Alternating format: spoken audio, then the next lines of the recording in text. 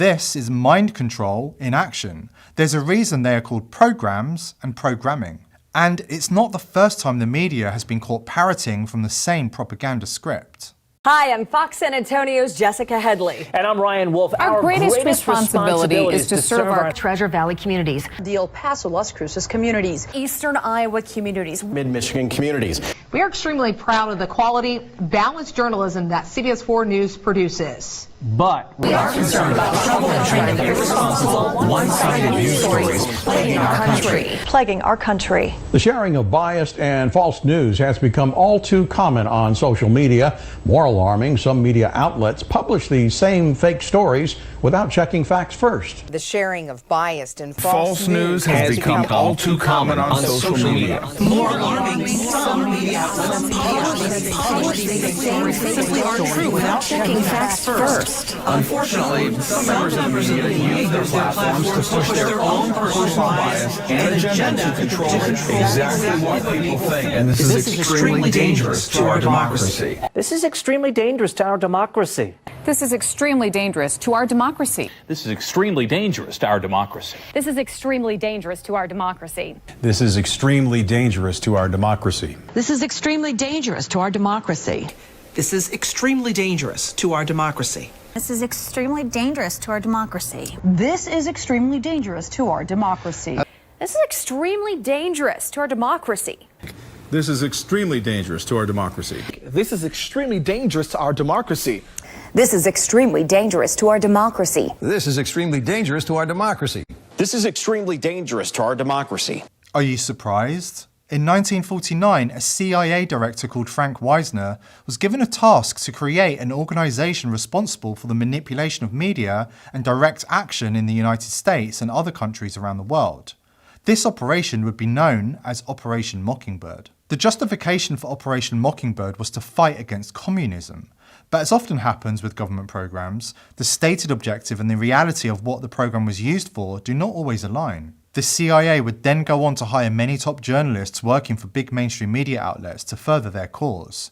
But they did not stop there. They also hired many students from foreign journalists as well. Anything to stop the threat of communism and, increasingly, influence public opinion in other ways too.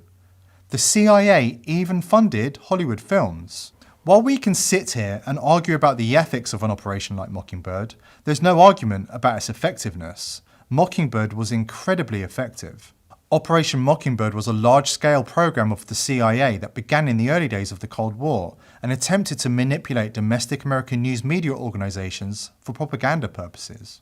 The CIA was able to implement a mass media manipulation system, allowing them to control their narrative while censoring those they did not like, as long as it was in a company in their control. Huge media companies that controlled vast swaths of the American media landscape, including CBS, Time Magazine, The New York Times, and The Washington Post, were all in on the bankroll of the CIA and directly under their control. While Operation Mockingbird was able to operate secretly for many years, they could not stay in the shadows forever. In 1964, David Wise and Thomas B. Ross published a book called The Invisible Government. The book blew the lid on CIA covert activities and how the agency operated. Then just 2 years later, Ramparts published the first expose of Mockingbird. Sol Stern, the writer of the expose, describes the experience. Until the Ramparts story broke, the government could count on the mandarins of Washington journalism to protect national security secrets. But as details of the front groups spilled out, editorials in the Times and the Post skewed the secret funding arrangement and compared it with methods used by America's Cold War enemies. The CIA was beginning to feel the heat. The Watergate scandal drew the attention of the public onto America's many agencies. This led to many investigations, most notably the Church hearing. In 1975, a US senator by the name of Frank Church set up a committee forever known as the Church Committee. CIA Director William Colby was called in for a hearing.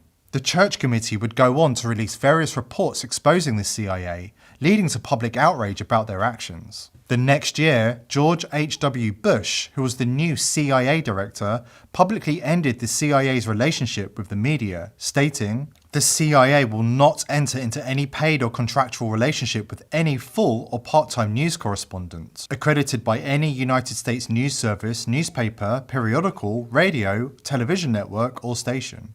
Perhaps that's why CNN are listed as entertainment and not news? Just a thought. Regardless, the scary fact is that the mainstream media is a cesspool of manipulation and thought control, and 99% of people have no clue about what is going on.